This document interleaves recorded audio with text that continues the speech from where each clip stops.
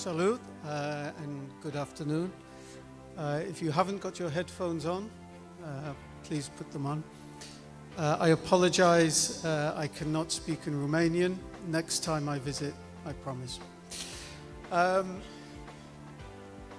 It's a great pleasure to be here and to discuss, and following on from what we were just talking about nitrogen, is about products that will help in the nitrification, the reduction of nitrogen, and to help in all of these situations. Let me just... Where are we? Okay.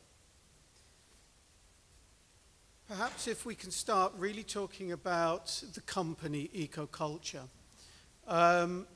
Very briefly, and I don't want to spend too much talking about it, but eCoCulture is an Anglo-Spanish company. We are based in Almeria on the Mediterranean coast. Perhaps if you've ever been that way, you see it's just a sea of plastic. Horticulture dominates, but it's very high stress conditions. And we are always trying to maximize yield and quality where water and nitrogen and pollution are constantly a problem. And what we have then done is taken that technology and we've taken it a step forward into agriculture, which is what we're going to talk about today, which is really wheat and oilseed rape.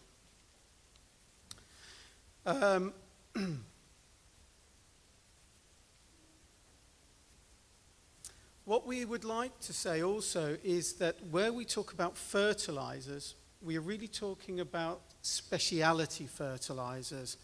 And we need to define really what a Slow down. I beg your pardon. Is it possible?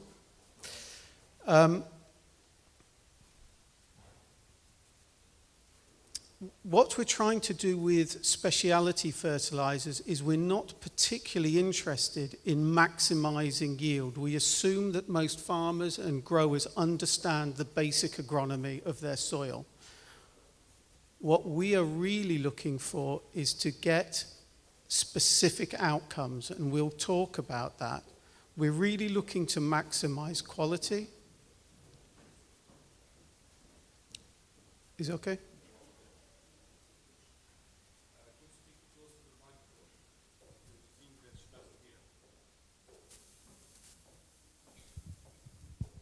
Is better? Can you hear me? Okay. So what we're really hoping to do is to use fertilizers for very, very specific outcomes, and we'll look at that. But what we're not trying to do is the basic nitrogen. What we want to do is grow more from less, is to use inputs to improve the amount of marketable yield in the crop. I think we've got a very brief video. Let me just come up. Revoluția azotului. Nutriția inteligentă este calea către producții mărite. Azotul, cel mai important element în creșterea și dezvoltarea plantelor. Putem crește randamentul nutriției cu azot? Este posibil să reducem pierderile de la fertilizarea tradițională? Acum, tehnologia NHDelta revoluționează nutriția azotului. Produsele NHDelta oferă un mecanism mult mai eficient de asimilare a azotului, de 12 ori mai bun decât azotul administrat tradițional. În plus, NHDelta reduce semnificativ pierderile prin levigare și volatilizare. Cu tehnologia NHDelta s-au obținut producții mai mari, în timp ce s-a diminuat cantitatea de azot administrată tradițional cu până la 30%. It's been absolutely incredible. Look, I've never seen anything like it with the pod numbers in here and the size of them. The density is just like combining a brick wall, really. It's something that I suppose I've prided myself on, trying to push yields further and further forward, and being a farmer, it's about returns in the end. Sistemul de management al azotului NHDelta, oferit de Aectra, liderul nutriției inovative pentru agricultura românească.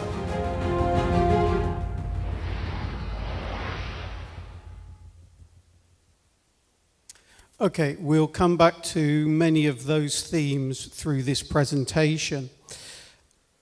What I would like to do, first of all, is when we're talking about speciality fertilizers, is just to give you an idea of what eCoCulture is involved in. We are in three main groups of fertilizers. The first is anti-stress. We all know that plants grow under high stress conditions, but working with universities, we're looking for mechanisms to stop the plants from stopping growing. How do we keep a plant growing during a drought condition or in saline soils? The plant is naturally configured to shut down. We are trying to keep it going and producing yield.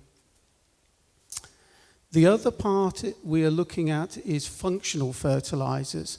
This is using fertilizers to get very, very specific outcomes.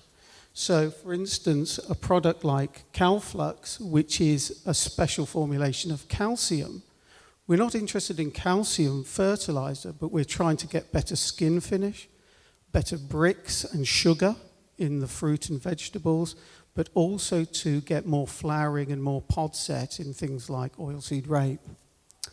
Blush is another good example. This is a nutrient specifically to get more ripening in fruit and vegetables. So we're using nutrients to get a very specific outcome. The other thing we're talking about is optimal nutrition, is that when we know a crop is growing, as we've seen before, we can always start to see nutrient deficiencies within the plant. So we're really trying to overcome those in the most effective way. So we've got a range of products here, but Tip Top, just going back to the previous presentation, is a 20-20-20 plus micronutrients, but formulated in a way that works very well. We're going to talk specifically now about these two products highlighted, the NHDelta calcium and the NHDelta potassium. But we'll also touch on this product here, CalFlux and One for All. And as you can see, with all of these kinds of products, there is a kind of overlap between them, that they all have certain functions in common. And this is our holy grail. This is what we want to eventually have, is one product that can combine all of these together. And that's where we're working in the future for. Okay, so these are the two products we want to talk about. What is the same and what is different? The most important here is this, the NH. As we had in the previous speech, the form of nitrogen is very, very important to plant growth. And if we just keep that in mind, we're talking about nitrogen as NH2. The metal is used in the bonding process and is slightly secondary. But if you are growing a high-yielding crop, you will probably need additional K. If you're growing under stress conditions, a little bit of extra calcium will help. Delta is the technology, and we'll talk a little bit about what that technology is. This is a label of the product that we'll be bringing into Romania with Aectra next year. But just as an example here, you can see that the amount of nitrogen in the product is actually very low. The amount of nitrogen that you need to get a plant to grow efficiently is much lower than we're currently using. And we're trying to address that balance, and we'll come back onto that. Calcium, in this instance, we're using as a way to complex. But calcium is very, very important at flowering. So particularly if anybody's growing barley, if anybody's growing oilseed rape, it is very, very important. And also we include a small amount of boron because boron and calcium work together in the plant. But that's sort of an outline of what the label looks like. So if we actually say, what is delta? And if we take away just one thing from this in terms of the science, maybe this is it. It is this sort of complexing of nitrogen as NH2. We use a metal to hold it together. We make a very strong complex. So this is really what we call delta. It's the complexing of these minerals. We've already spoken about different forms of nitrogen and environmental losses. And I don't want to spend too long on that, but most plants will receive nitrate as NO3. This is the standard form that most plants. So even if you're applying urea as NH3, the bacteria will degrade it to NO3. And this also is the standard form of nitrate in prilled nitrogens. What we're trying to do is hold NH2 here. And when we talk about delta, we have complexed it. So in fact, the bacteria can no longer break it down. So it stays in the soil as NH2. And this leads to all the benefits that we will talk about. Again, referring back to the previous paper, where we use normal nitrate fertilizers, you tend to get an excess of auxin to cytokinin. So we get that very typical growth in cereals of very tall but weak growth, which is why we have to use PGRs to strengthen the stem, because we have a tall growth but a weak growth. And the second part of that, is that we tend to get quite poor rooting. And we want to improve the rooting. If we feed with NH2 or NH3 as urea, what we tend to do is get a cytokinin type growth. We promote cytokinins. So you tend to get, with wheat, more tillering, more rooting, more sites for cereals. With rape, we get more pods, more flowering. And this is not about our product, this is just standard agronomy. All we're trying to do is make sure the plant receives it in that form. We'll see lots of photographs like this. They are trying to show you what we are achieving. This was in the UK in 2014. And here we've just pulled out from the field, these were side-by-side trials, where we've used standard nitrate. You can see we have less tillering, these rather weak-looking stems, and a rather small root mass.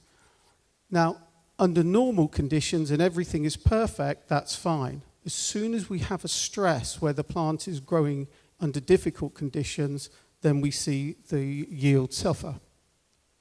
And this is really what we're trying to achieve by feeding with NH2. Bigger root mass, more tillering, a much stronger stem, and obviously a higher yield at the end. The other thing we see is better plant health. So in fact, the amount of disease that comes into plants that are well fed is much less, and it's very similar to humans. We are what we eat. If we grow a healthy plant, it's much more resistant to disease ingress. So your fungicide programs will work much better. The other thing we need to talk about is nitrogen efficiency. I don't want to spend too long on this because this is theoretical, but you can look at where the energy of nitrate is used. If we say that on standard nitrate fertilizers, when it's taken up by the roots, there is an energy cost. It has to be pumped into the plant. Although nitrate is in the water, it has to be pumped in. So by taking it up through the roots, costs energy. Similarly, when we convert it from nitrate into NH, which is necessary for amino acid production and proteins, there is an energy conversion cost. So nitrates are actually a very inefficient way of taking nitrogen into the plant. Conversely, if we look at NH2 or NH4, and that is, they're both in the same way, they're taken into the plant in a different way. They're taken as a proton exchange at the root. It's a different mechanism, but it's free. It costs nothing. Also, what you will see is that because NH2 and NH4 are almost amino acids anyway, So the conversion is very, very cheap. So theoretically, and this is only theoretical, it's 12 times more efficient to feed as NH2 as it is with NO3, which is why if you use urea, you see a much greater benefit. Just as an example, here we're looking at a trial that was conducted in 2014. It's interesting we're talking about nitrogen reduction because it's coming.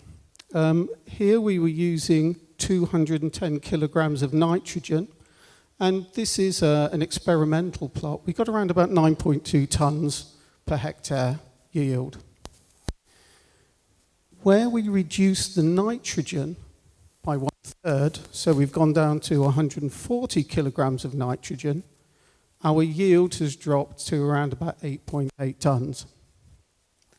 So, what we're now looking at here is what happens if we go with this, but we add an additional 20 litres of delta, which is about 4 kilograms of nitrogen. So we've supplemented 70 kilograms with 4 kilograms of nitrogen. And here you can see our yield jumps up to 9.35. So this is really showing you the difference in what nitrogen and what nitrogen can do in terms of yield. Here we can see that by increasing even more to 40 litres of delta, we can make another jump. This is commercially not viable, but at least it shows you what can be achieved. So the benefits are clear. We're really looking for a stronger plant with better disease resistance and to grow better. So let's go on and we'll actually have a look at what happens in the field. And this is really just experience. If there's any questions on a technical nature and any agronomists in the room, we can speak later. But let's just look at what happens in the field. This is some work we've been doing in New Zealand. New Zealand is one of our latest markets, and there we are working very hard with them.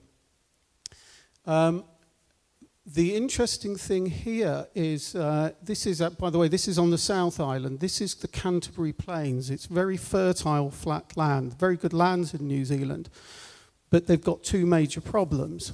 Here on this land is they have almost no water. They are constantly irrigating. It is almost in permanent drought. It is the wettest country in the world that has drought, but all the rain is on the wrong side of the country. The other problem they have is UV light, very, very high levels of UV, and it's because of a hole in the ozone layer. So if you go outside for a day, you'll get sunburned very, very quickly. Probably not quite so clear here, but you could, we'll have another look at the slide. There is a real colour difference between where we've treated and not treated. And this is really about how the plant establishes when the going gets tough. If we look at the plants a bit more closely, and again, we will show this time and time again, better root mass, which allows the plant to exploit the nutrients and water that are available, and more leaf and greener leaf. And we'll see this picture again and again. And of course, the greener the leaf and the more leaf, the more photosynthesis, the more energy conversion, and that's what we're trying to achieve. We'll keep talking about world records because we like to play around just to try and prove a point, is that can we break world records? This gentleman here, he has the current world record for winter barley. And so he was trying to go for the world record weight, and this was his first go at it. And he's already growing a good crop at around about 4.2 tons per hectare. And just by 2 sprays of Delta, we've now managed to give him another 0.6. So we keep working, we're pushing and pushing. We'll talk about this again, but in New Zealand, we think we're doing well in the UK with an average of 8 tons a hectare. In New Zealand, they're looking to push to 20 tons at the maximum. So we're a long way behind them. This is in Sweden, and their establishment is more difficult because they have very cold winters. So getting the crop through the autumn, through the winter, so we can get spring growth is really what we're trying to achieve. Better plant health. So again, here we can see our dealer there in Sweden, here with treated plants, and here with his control. And I think that's quite clear. You can see the difference of what we're trying to achieve. It's, bigger leaves, bigger heads. And again, lots of these kinds of pictures, again in Sweden, the same plants, but you can really see what we're talking about. Better rooting, and that allows us to get into the spring in better condition to make optimum use of the weather that comes. We'll talk about Poland later, but in Poland they seem to have more problems than anybody else. It's either too hot, too cold, too dry, too frosty. So I'm not going to say much because Piotr will talk, but only to say is, again, it's this constant better rooting, better stems, higher yields. And that is only from feeding with NH2 rather than NO3. So that's the key difference there. This is some work we did in Argentina, which I think is probably more similar in terms of yield potential to Romania. They grow 3 to 5 tons per hectare, but they have very, very low inputs. So we thought we'd work with the government agency there called the INTA. And here what we can see is where they are using, this is the standard, and here we've got the researchers standing in fields treated with Delta as well. I said I'd mention one for all. This is really just a group of micronutrients. When we were talking about micronutrient deficiency, once you see micronutrient deficiency and you test it, you're too late. The yield is already gone. So what we now do is prophylactically is we just apply micronutrients every time. We stop the problem ever occurring.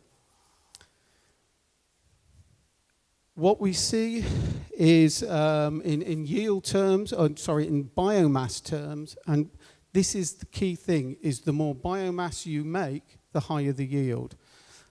So we increase biomass by 20 to 48%. Yield goes up by 14 to 25%. So the ratio is you increase biomass by 20%, you get yield up by 14%. 48% in biomass gives you another 25% in yield. So we need more plants, more tillers, thicker crops.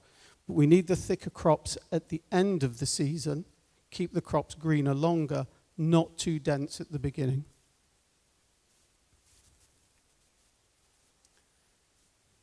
This is again some work that we did in the UK.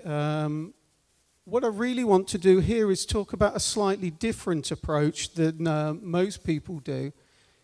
Here we go spraying regularly. So we're applying Delta 5 times. So we start at a very early stage, at 2-leaf stage, and we're applying it little and often, 2.5 litres, 2.5 litres, 2.5 litres, etc. Slightly higher levels of nitrogen at 250. But here we can see we're running at about 13.1 tons in the control. Where we use Delta potassium in this case, 12.5 litres, we increase the yield by 6%. And where we add a micronutrient as well to that mixture, we get plus 9%. So again, it's really emphasizing what nitrogen can do, but also if you can control micronutrient deficiency. Similar to the previous slide we had, is really looking at where we're using 250 kilograms of N, and that's probably round about standard in the UK, 220 to 250 kilos of N. If we apply Delta calcium, this is slightly higher rate, 20 litres per hectare, and that's split 4 applications of 5 litres, which is our commercial rate. So the amount of nitrogen that extra we've added is only 4 kilos, but you can see that we've gone from 10.1 to 10.7 tons. So the nitrogen is not important, it's the form of nitrogen that is important.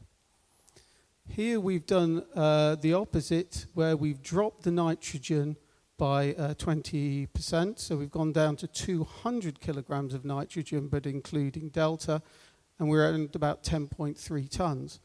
So if you're under pressure to reduce the amount of nitrogen going onto your land, going down to 170 kilos, here is a way of helping you maintain your yield under those conditions. Very quickly, it's really just looking at the different plant mass. This was the control. This is the control plus delta. And here we've got under treatment 4, this is the low rate. And you can actually see the plants are slightly smaller where we reduce nitrogen so much, but it doesn't affect yield, because in fact what we're really doing is pumping up the grains. So although the plants are a little bit weaker, the yield keeps going up. World records, as I said, we quite like doing them because they're a bit of fun, but it proves what we can do. So I think you've probably seen this video already.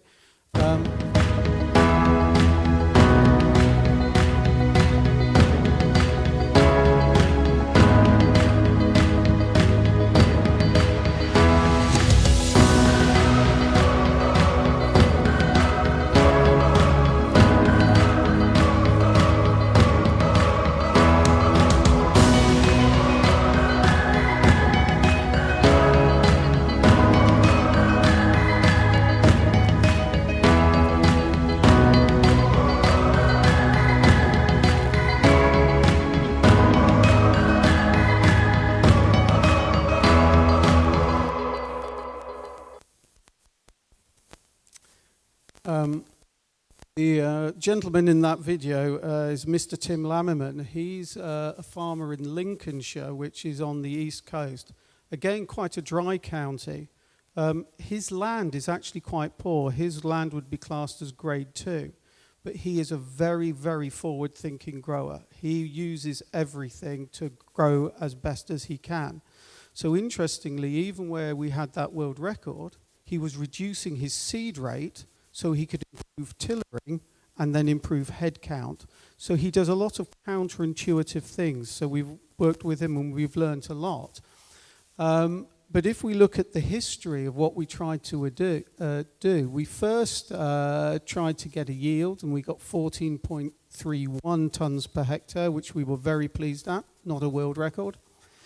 We then got another UK record at 14.5 tons. Now, what's interesting about this one is there's a competition in the UK called the Yen Project. And what we look at is what the potential is of your land. So they say, how good is your land? How good is your crop? How much fertilizer did you put in? And they will give you a target. And we've got, and this has never been beaten yet, 76%. So even here, you can see there's still a lot of headspace for us to keep pushing yields. Still a long way to go. In 2015, we did take the world record at 16.5 tons, and then promptly this gentleman here, Eric Watson in New Zealand, beat us again. And I don't know if you know, between the UK and New Zealand, they beat us every time at rugby. So we're trying to beat them at one thing. So we're going back for this world record. The next step is 18 tons. And I don't think that is unachievable. And that has to be taken in context that New Zealand, the government, is pushing for 20 tons in 2020. It's a tall target, or a big target, but it is possible. The other crop that I'll just show you very briefly is maize, only because I know it's quite important to some of you here. But Again, nothing changes. Everything is similar. What we're really looking to try and do is improve the root mass, and then from the root mass we'll get better stems and more cobs. Particularly in the United States, where they think they're doing well if they can get on average 1 cob per plant. We're trying to double that for them, and we can do that particularly in New Zealand, where they're looking for mostly mazes for animal feed for cattle. This is biomass for energy. This is the UK.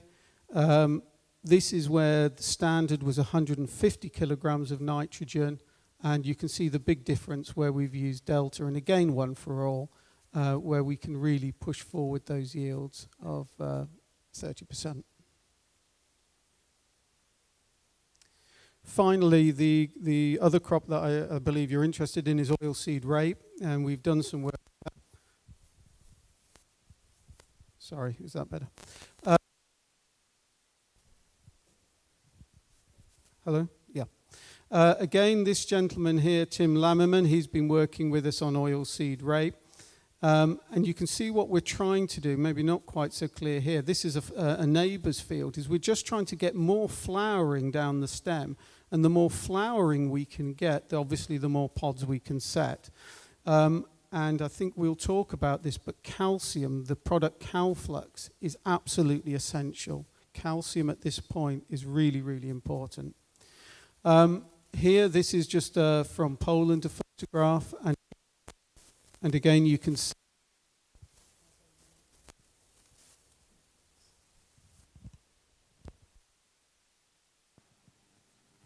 Hello? Yeah, better, thank you.